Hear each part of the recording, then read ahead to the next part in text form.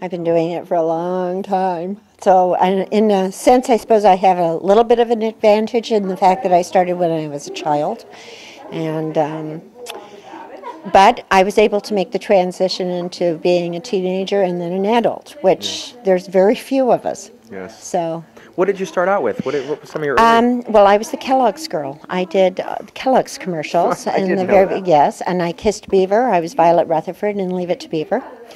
And then my first movie that I was recognized for was The Children's Hour with Audrey Hepburn and Shirley MacLaine. And I played the kleptomaniac in that, Rosalie. Then I was in The Birds, with Alfred Hitchcock's The Birds. It was my birthday party. Oh, I'd love to sit and have a conversation with you about that movie.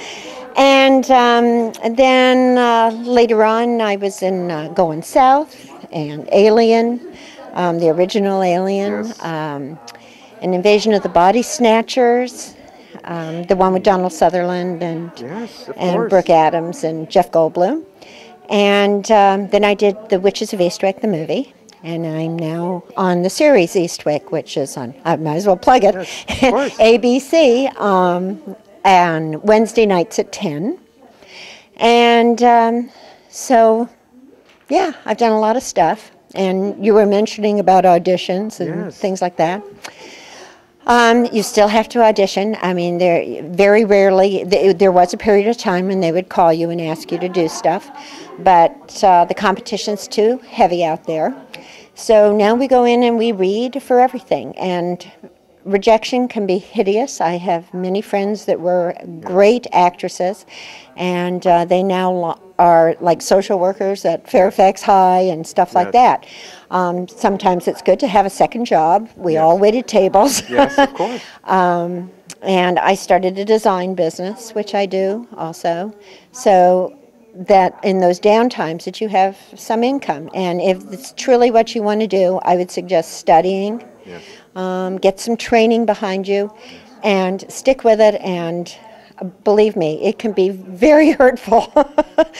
But if you believe in yourself, it'll happen. That's great. How have things changed, you think, in Hollywood over the years? Well, early on, you used to have these things called cattle calls, where everybody would just sort of go out, and there'd be masses of people out there. Then you got to a point where people would request you, like Alfred Hitchcock had seen The Children's Hour. This is, of course, when I was 12. But and so I was requested to meet him for The Birds. And then from The Birds, I went straight into Spencer's Mountain, which because of a reputation thing. Right. And then I was on Daniel Boone's series, but that was in my teens. And I was only on that for a couple of years, so I wasn't quite 18. Right. So I didn't look old enough to, and I was too young because of the schooling situation. Now you can be emancipated, which you couldn't do in those days. And I ended up studying. There was a period of time for about 4 years.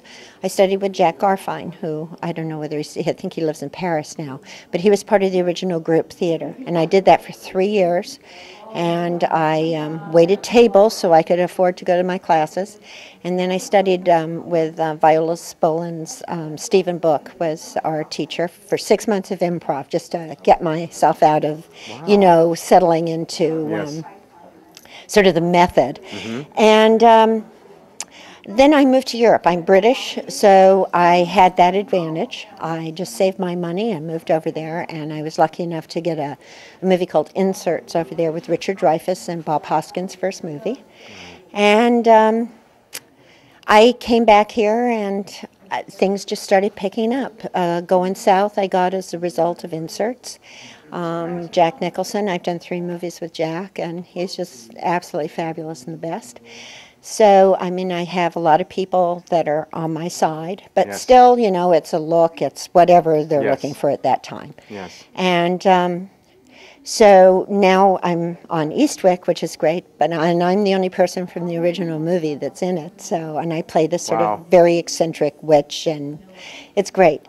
But I'm old now, I mean, awesome. It's a lot of years. Well, thanks, but you just have to work hard at it, and if it's what you want to do, it'll happen.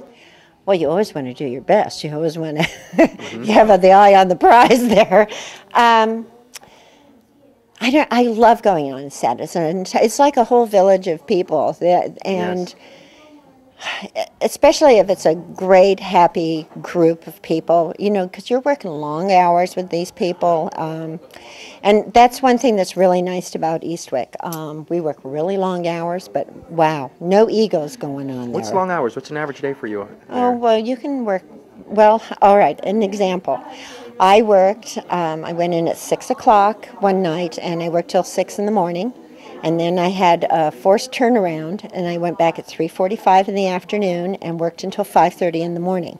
Wow. And so those can be, on 3 hours of sleep. You're sort of like, oh. Yes. But somehow you get this energy and you just go through.